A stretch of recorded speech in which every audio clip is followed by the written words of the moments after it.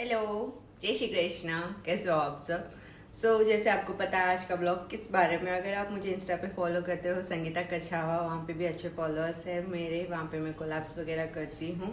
आपको पता चल गया होगा आज का ब्लॉग किस लिए, और यूट्यूब व्यूअर्स के लिए मैं बता देती हूँ। आज का ब्लॉग है क्वेश्चन एंड आंसर। जो लोग मुझे क्वेश्चंस पूछे थे इंस्टा पे, उनके आंसर्स मैं यहाँ पे दूंगी। और क्वेश्चन एंड आंसर किस टॉपिक के ऊपर है, मीन्स सब लोग मुझे पूछते रहते हैं कि सी सेक्शन के बाद में आपने क्या डाइट फॉलो किया, आप ऐसे स्लिम कैसे हो गए। काफ़ी टाइम से लोग वेट कर रहे थे कि मेरे प्रेगनेंसी जर्नी में बताऊं कैसे हुआ क्या। मैं काफ़ी टाइम से सोच रही थी इसका अपलोड करूँगी, बट हो रहा नहीं था टाइम।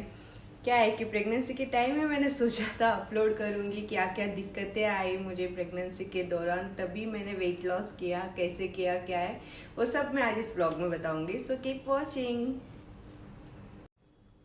मुझे पता नहीं मैं कितने क्वेश्चंस के आंसर्स दे पाऊंगी, क्योंकि बहुत जनों ने क्वेश्चंस पूछे हैं और जिनके वैल्यूएबल लगे हैं मुझे, जिनके मैं जवाब दे सकूं, उनके मैं ज़रूर आज आंसर्स दूंगी। और आंसर्स देते वक्त और आप सुनते वक्त अगर मेरे से कुछ गलती हो गई तो माफ़ कीजिएगा। अगर आपको भी कोई टिप्स पता हो तो आप भी मुझे ज़रूर बोल दीजिए। मुझे ना मेरा ब्रेस्ट फीड का मिल्क सप्लाई थोड़ा कम लग रहा है, उसको बढ़ाना है। उसके लिए क्या कर सकते हैं वो भी आप कमेंट करके मुझे बता सकते हो। लाडो के टाइम मैंने इतना प्रेशर नहीं दिया था, बट इस बार लग रहा है breast milk is the best formula. ना यूज़ करें, बट मुझे तो यूज़ करना ही पड़ रहा है गौरी के लिए, इतना सप्लाई नहीं आ रहा है। आपको भी कुछ टिप्स पता हो, दादी माँ के नुस्खे जैसे बोलते हैं वो पता हो तो मुझे बोलिए। चलो अब देखते हैं क्वेश्चंस। जैसे आप क्वेश्चन पढ़ सकते हो, हेलो दी, आई एम 5 months प्रेग्नेंट। दी आपको गौरी टमी कौन से साइड में थी? अब मुझे इतना याद नहीं है। जब मैं फर्स्ट स्कैन में गई थी तब तो बोल रहे थे कि लेफ़्ट साइड में थी, फिर बाद में राइट साइड बोले। मैंने इतना ध्यान नहीं दिया है। और इसी साइड से क्या जेंडर प्रिडिक्शन होता है ऐसा मैंने डॉक्टर को भी पूछा था, क्योंकि लाडो के टाइम मुझे लाडो लेफ़्ट साइड में थी शायद स्टार्टिंग मंथ में, फिर गौरी राइट साइड में थी। तो मैंने भी सोचा था कि इस बार जेंडर डिफरेंट होगा, बट ऐसा कुछ नहीं है। आप कुछ भी मिथ्स नको मानो, ये सब मानोगे ना फिर डिलीवरी के रूम में आप ही पछताओगे। कि पहले आप माइंड में ले लेते हो कि ऐसा ऐसा होगा। मुझे भी इस बार सब लोगों ने कहा, लेकिन मैं माइंड से स्टेबल थी, जो होगा वो होगा। मैं किसी की बात नहीं मानूंगी, क्योंकि लाडो के टाइम भी सब बोलते थे 100% बॉय होगा, बट गौरी के टाइम भी यही बोलते थे। बट मैं मेरा माइंड स्टेबल रखी, आप भी स्टेबल रखो, ये मिथ्स नको फॉलो करो। ओके, क्वेश्चन इज, आपके डिलीवरी के बाद क्या क्या खाया पिया और कब तक खाया, प्लीज़ बताइए। मैं एक गुड डॉटर हूँ, एज आई कैन से। मैं मेरी मम्मी जो बोलती है वो सब खाती हूँ।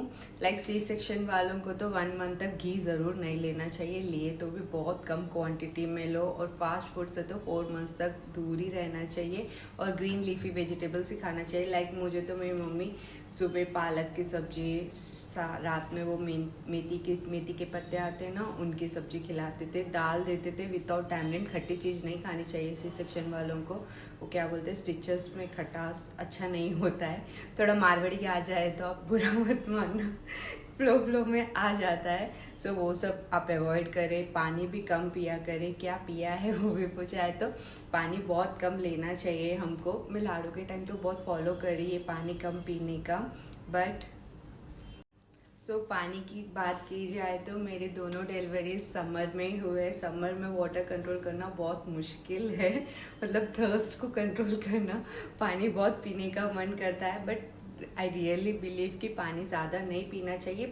पीजिए, लेकिन टाइम देख के पीजिए। लाइक खाना खाने के बाद नहीं पीना, वो जहर के बराबर होता है, टम्मी इतना बढ़ जाएगा। खाना खाने से पहले आप 1 गिलास पी सकते हो, और अपने पास इतना छोटा सा ही ग्लास रखो, उसके क्वांटिटी में ही पीते रहो। ज़्यादा पानी भी अच्छा नहीं रहता है। और ऐसा नहीं बोल रही कि पूरा नको पियो, दिन में कितने भी बार पानी पियो, बट क्वांटिटी मेंटेन करो, उतनी ही क्वांटिटी में पानी पिया करो। मैं फर्स्ट टाइम तो वो सब फॉलो करी, इस बार भी मैं वही फॉलो कर रही थी। लास्ट टाइम तो मई में था, तो जून में बारिश वगैरह आ गई तो चल गया। इस बार मार्च में डिलीवरी हुई ना मेरी। वो पानी कम पीने की वजह से मुझे डिहाइड्रेशन हो गया। फिर मैं डॉक्टर के पास गई, बहुत लफड़ा हो गया था, डॉक्टर बहुत गुस्सा करे। पानी पिया करो। क्वेश्चन इज, लोगों की बकवास इग्नोर करके थोड़ा सेल्फ केयर कर लेना।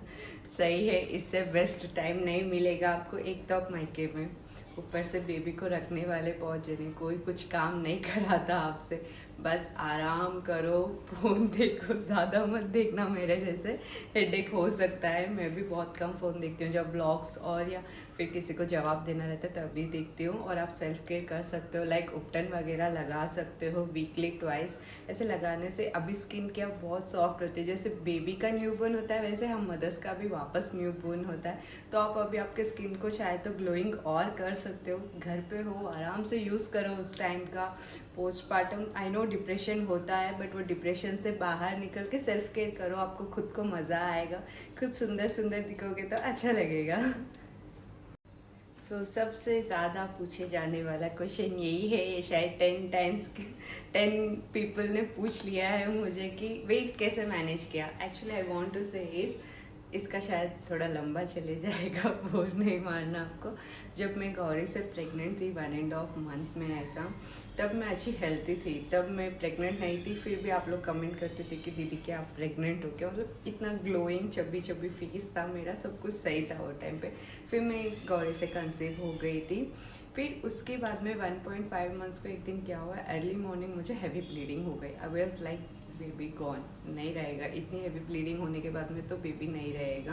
बट फिर हम लोग स्कैन में गए, स्कैन में जाने के बाद में पता चला कि बेबी है। और डॉक्टर ने कहा आजकल मोस्टली बहुत जनों को कॉमन है कि ऐसे ब्लीडिंग होना, वो क्यों होता है। मैंने रीज़न पूछा, उन लोगों ने कुछ बताया नहीं, बस बोला कि वो एक एपिड्यूरल लाइन होती है, वो ज़्यादा नीचे आ जाने से ऐसे हो जाता है। उसके वजह से ऐसा हो सकता है। डॉक्टर ने कहा नॉट ओनली यही रीज़न ज़रूरी नहीं है, और भी रीज़न्स हो सकते हैं। तो वो ब्लीडिंग हुई थी ना, तब मुझे 3-4 डेज हैवी ब्लीडिंग हुई। उसके बाद में लाइट स्पॉटिंग ऐसा मेरे को 5 मंथ्स तक चलते रहा। तो उस दौरान ना ही मैंने कुछ खाया सही से। सही बोले तो ये पूरे 9th मंथ प्रेगनेंसी मुझे कुछ भी क्रेविंग्स नहीं हुई अच्छे खाने की। बस वो एक घेवर एक अच्छा लगता था, वो मैंने इंस्टा पे डाला था, उसकी क्रेविंग होती और किसी चीज़ की क्रेविंग नहीं होती। विद इन में 5 to 6 मंथ्स में ही मेरा 5 to 6 kgs वेट लॉस हो गया था। तब एक्चुअली टम्मी था बोल के आप लोगों को नहीं दिखा।